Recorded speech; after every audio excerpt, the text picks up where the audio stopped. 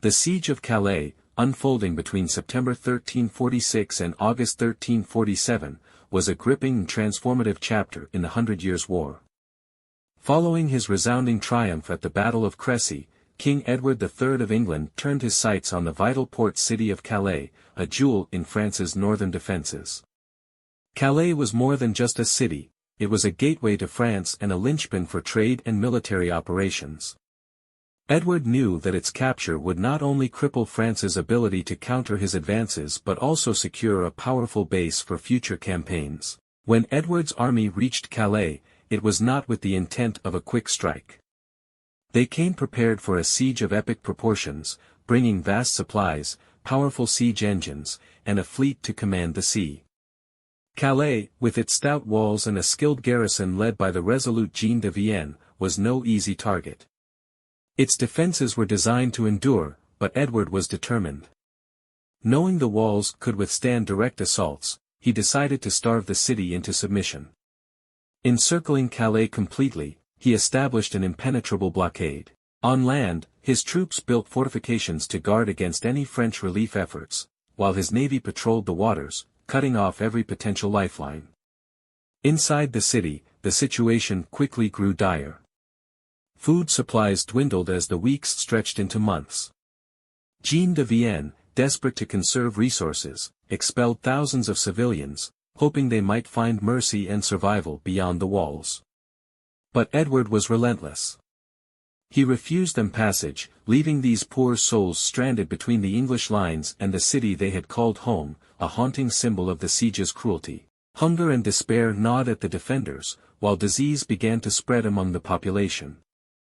Meanwhile, King Philip VI of France struggled to mount a relief force. The defeat at Crecy had shattered French morale, and coordinating a large-scale response proved nearly impossible under the shadow of English dominance. Edward's forces, bolstered by the discipline and spoils of war, were well prepared to repel any counterattacks. Philip eventually marched to Calais with an army, but Edward's defences and superior positioning rendered the French effort futile.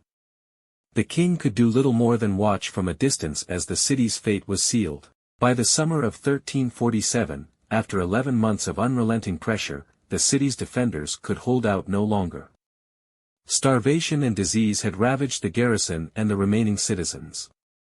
On August 3, Jean de Vienne, knowing there was no hope of rescue, opened negotiations with Edward. The English king, however, demanded nothing less than an unconditional surrender.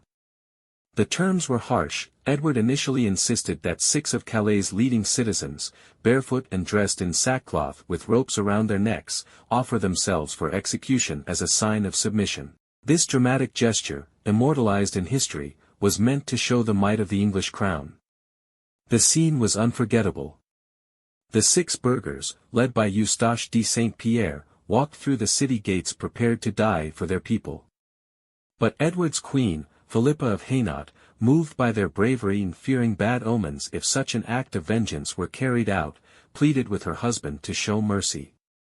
Her intervention saved the burghers' lives, and Edward spared them, though he remained unyielding in his control of the city.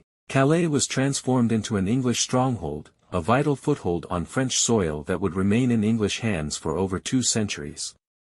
The siege was a masterstroke of strategy, demonstrating Edward's ability to wage war not only on the battlefield but also through meticulous planning and resource management.